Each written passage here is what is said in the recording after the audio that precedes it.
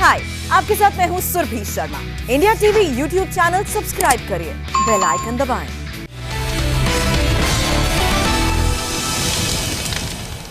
अब शुरू हो गया है चुनाव धमाका। ब्रेकिंग न्यूज का ऐसा तूफान, बंगाल चुनाव से जुड़ी एक भी धमाकेदार खबर आपसे नहीं छूटेगी। बंगाल में 5वें दौर के मतदान से पहले कहां कहां हुआ खूनी खेला। बंगाल में आज फिर कहां चले लाठी डंडे। दीदी की पार्टी से डरकर आज किसने मांगी सिक्योरिटी, ये मैं आपको बताऊंगा। और मैं आपको बताऊंगा ममता बनर्जी के लिए आज का दिन क्यों इतना भारी साबित हुआ है। कल रात 8 बजे तक आखिरकार ममता बनर्जी को चुनाव प्रचार से क्यों प्रतिबंधित किया गया है। चुनाव आयोग ने यह रोक क्यों लगाई है। चुनाव प्रचार नहीं करेंगी तो टीएमसी की नैया पार कैसे लगेगी। इन तमाम तथ्यों के पीछे क्या है सच, यह आपके सामने प्रस्तुत करूंगा। साथ ही बंगाल चुनाव पर प्रधानमंत्री नरेंद्र मोदी और गृह मंत्री अमित शाह ने जो बड़े दावे किए वो भी आपके सामने प्रस्तुत करेंगे। और ममता बनर्जी की चिंताएं कितनी बढ़ी हैं ये भी बताएंगे। तो शुरुआत बंगाल चुनाव से जुड़ी सबसे बड़ी खबर से। ममता बनर्जी कल चुनाव प्रचार नहीं, धरने पर बैठेंगी। चुनाव आयोग ने कल यानी मंगलवार रात 8 बजे तक उनके प्रचार करने पर रोक लगा दी है। ममता पर चुनाव आयोग ने क्यों इतना बड़ा एक्शन लिया बताएंगे आपको, लेकिन उससे पहले इलेक्शन कमीशन के एक्शन पर आया ममता बनर्जी का रिएक्शन, उसे जरा जान लीजिए। चुनाव आयोग के फैसले को ममता ने अलोकतांत्रिक और असंवैधानिक करार दिया है और फैसले के खिलाफ कल दोपहर 12 बजे कोलकाता में धरने पर बैठने का ऐलान कर दिया है। टीएमसी ने चुनाव आयोग के फैसले को लोकतंत्र के लिए काला दिन बताया है। आज भारतीय लोकतंत्र के लिए एक काला दिन है, ब्लैक डे फॉर डेमोक्रेसी। क्योंकि आप लोग इलेक्शन में हम लोग को हरा सकते नहीं हरा सकते हो, उसलिए क्या करते हो, बैन करते हो।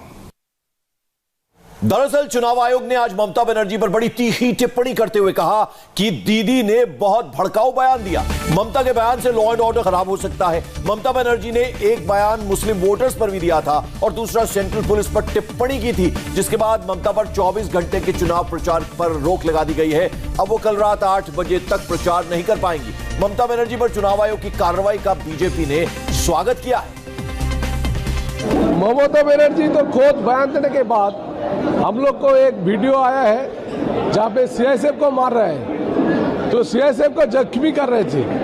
तो उसी टाइम ममता बनर्जी के जो एक नारे थे, जो एक दल उसका घेराव करेंगे और एक दल बूथ लूटेंगे, जैसे पंचायत में हुआ था, लोकसभा में कुछ हुआ जगह में हुआ था, तो उसी करने के लिए गए थे। उसलिए आज 4 आदमी का डेथ हुआ। एक कोई खराब नहीं हुआ। सरकार ऐसे नहीं आते, काम करने के बाद सरकार आते। कभी किसी को वोट लूटना ममता बनर्जी का काम है। इसी के खिलाफ जो हुआ है अच्छे हुआ है।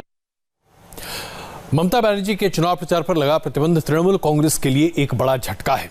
लेकिन अगर आप ममता बनर्जी के पुराने इतिहास को पलट कर देखें तो ये बात स्पष्ट हो जाती है कि धरना और धरने की राजनीति में उनका कोई सानी नहीं है। और कल जब वो धरने पर बैठेंगी, यकीन मानिए वो अपने वोटरों से कहीं ज्यादा संपर्क में रहेंगी, ज्यादा तालमेल बढ़ाएंगी। यानी कि एक दुर्घटना को, एक बहुत बड़ी बात को भी कैसे अपने लिए भुनाना ममता बनर्जी जैसे नेता इसे बखूबी जानते हैं। तो कल ममता बनर्जी भले ही चुनाव प्रचार न कर पाए, लेकिन आज ममता ने मोदी और अमित शाह को खूब खरी खोटी सुनाई। बदले में दूसरी तरफ से भी सीरियल अटैक हुए। बंगाल में प्रधानमंत्री नरेंद्र मोदी ने आज 3 रैलियां की, पहली वर्धमान में, दूसरी नादिया में और तीसरी बारासात में। मोदी को लेकर लोगों की दीवानगी का अंदाजा जो हम तस्वीरें आपको दिखाएंगे उनको देखकर आप लगा सकते हैं। मोदी की रैली में तमाम लोग अपने शरीर पर मोदी की तस्वीर पेंट करके पहुंचे। वर्धमान की रैली में आज प्रधानमंत्री मोदी ने 4 चरण के चुनाव को लेकर बहुत बड़ा दावा किया। वर्धमान की रैली में मोदी ने कहा कि 4 चरणों में मतदान में बीजेपी की सीटों की सेंचुरी पूरी हो गई। ममता बनर्जी खुद नंदीग्राम में चुनाव हार रही हैं और बंगाल में दीदी की पारी अब समाप्त हो गई है। जरा सुनिए क्या कहा। आधे चुनाव में ही टीएमसी पूरी साफ। 4 चरणों के चुनाव में बंगाल की जागरूक जनता ने इतने चौके छक्के मारे, इतने चौके छक्के मारे कि बीजेपी की सीटों की सेंचुरी हो गई है। एक तो नंदीग्राम में बंगाल के लोगों ने दीदी को क्लीन बोल्ड कर दिया। यानी बंगाल में दीदी की पारी समाप्त हो चुकी है। दीदी तैयारी करके बैठी थी कि पार्टी की कप्तानी भाईपो को सौंपेगी, लेकिन दीदी का ये खेला भी जनता ने समय रहते समझ लिया और इसलिए दीदी का सारा खेला धरा का धरा रह गया। चीन के प्रसिद्ध चिंतक हैं, उन्होंने एक किताब लिखी है द आर्ट ऑफ वॉर, जिसके पहले अध्याय में बड़े स्पष्ट तरीके से लिखा है कि अगर आपको युद्ध जीतना है तो अपने आत्मविश्वास को इतने प्रचंड तरीके से अपने दुश्मन के सामने प्रदर्शित करो कि दुश्मन अचंभित हो जाए कि क्या यह सच्चाई तो नहीं है। भारतीय जनता पार्टी इस आर्ट ऑफ वॉर की किताब की तमाम नीतियों को चुनावी रणनीति में बखूबी डालना जानती है और यही वजह है कि अभी चुनाव खत्म भी नहीं हुए हैं, आधे पहुंचे हैं और प्रधानमंत्री जी 100 सीटों की जीत का दावा कर रहे हैं। और पीएम की स्पीच को सुनकर ममता बनर्जी का ब्लड प्रेशर हाई हो गया। गुस्साई ममता ने मोदी पर सीरियल अटैक किया, पॉलिटिकल अटैक छोड़ पर्सनल अटैक पर उतर आई। ममता बोली एक इंसान कैसे बात करता है उससे उसके बारे में पता चलता है। मोदी के दीदी ओ दीदी बोलने पर भी ममता ने निशाना साधा। ममता बनर्जी की पूरी बात को जरा सुनिए। প্রধানমন্ত্রী দেশের মানা এটা একটা মানুষ কি কথা বলবে এটা তার পরিচয়, একটা মানুষ কি ভাষা বলবে এটা তার পরিচয়, একটা মানুষের মন কি বলবে এটা তার পরিচয়। মোদিবাবু আপনার পরিচয়টা কি? আপনি আমাকে সব মিটিংয়ে গিয়ে দিদিও বলে সব বাংলা ইংরেজি মিলিয়ে সব প্যানিস ট্রাম্প সব মিলিয়ে কি সব বলছেন আমি নিজেও বুঝতে পারছি না কোন ভাষা করেছেন আপনি। আপনার মতো ভাষা যেন কারো মুখে না আসে, তাহলে তারা খারাপ হয়ে যাবে, তাদের ভাষা ভালো হবে না। दीदी ने मोदी की भाषा पर सवाल उठाया तो जवाब प्रधानमंत्री ने बारासात की रैली में दिया। जरा सुनिए प्रधानमंत्री ने क्या कहा। मैं जब ये बोल रहा हूं ना दीदी हो दीदी, उससे भी उनको गुस्सा आया। बताओ ये गुस्से करने वाली एक चीज है क्या? मुझे बताइए, ये गुस्सा करने वाली बात है क्या? मैं तो हैरान हूं, मुझे किसने वो व्हाट्सएप भेजे हैं, शायद बंगाल के लोगों ने भेजे हैं।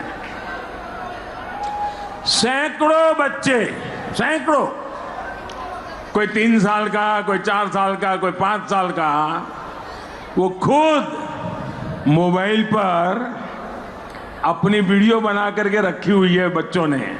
और क्या बोल रहे बच्चे? दीदी ओ दीदी। बचपन में एक कहावत थी, अपने किसी भी प्रतिद्वंदी को चिढ़ाना हो तो कुछ ऐसे शब्दों को गढ़ लो जो उस व्यक्ति का पारा लगातार बढ़ाता चला जाए। प्रधानमंत्री नरेंद्र मोदी ने दीदी ओ दीदी ऐसा पकड़ा है कि ममता बनर्जी के पास इसका प्रतिकार या जवाब बन ही नहीं रहा और यही वजह है कि शायद उनकी खींच भी उनके भाषणों में पूरे तरीके से दिखाई दे रही है।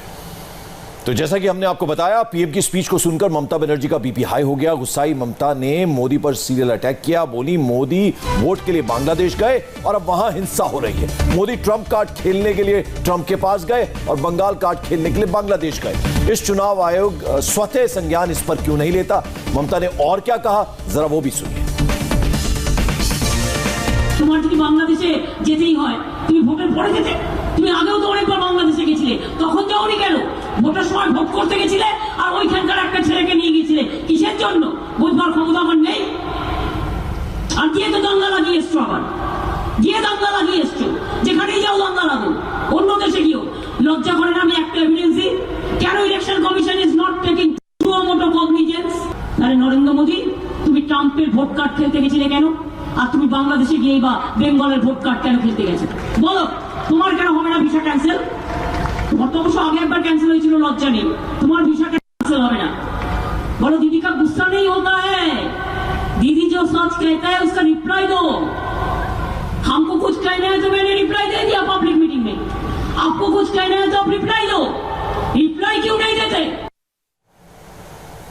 पुरानी कहावत है ना, तो डाल डाल मैं पात पात। प्रधानमंत्री नरेंद्र मोदी और अमित शाह के तमाम सवालों का या उनके प्रतिरोध का अलग तरीके का अंदाज और जवाब और ममता बनर्जी ये लगातार देती चली आ रही हैं।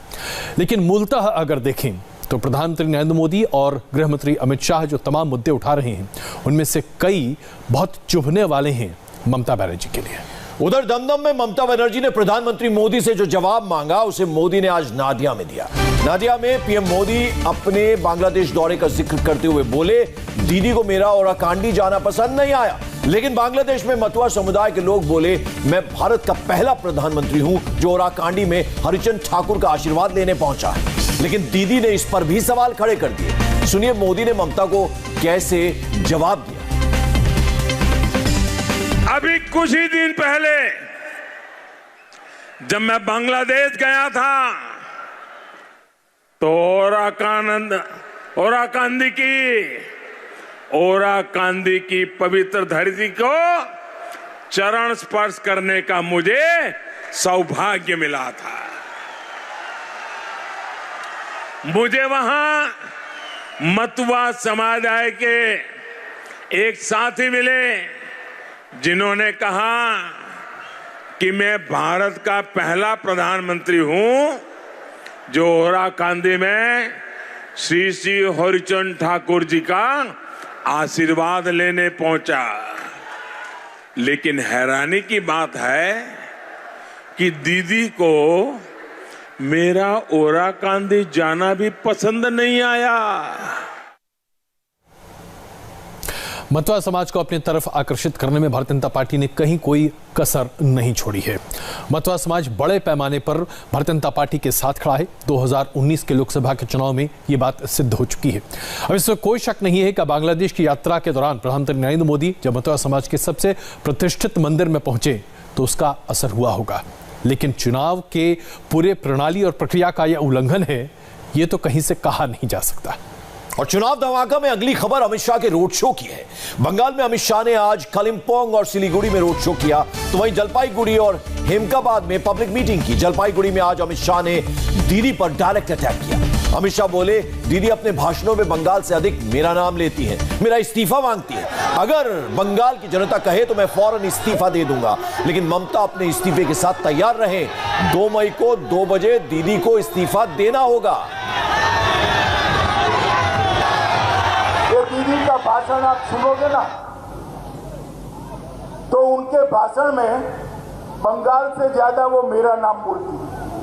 अभी 2 दिन से चला है कि आप अमित शाह इस्तीफा दे दे, अमित शाह इस्तीफा दे दे।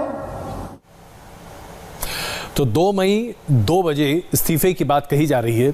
हम सब जानते हैं कि 2 बजे तक नतीजे तो सामने नहीं आएंगे, लेकिन हाँ 2 मई का इंतजार हर किसी को है, ठीक वैसे ही जैसे भारतीय जनता पार्टी और तृणमूल कांग्रेस को है, क्योंकि बंगाल के चुनाव बाकी चुनाव जो हुए हैं राज्यों में उस पर कहीं ज्यादा भारी है। और बंगाल में 5वें दौर के मतदान से पहले कहां कहां हुआ खूनी खेला, दिखाएंगे इस ब्रेक के बाद।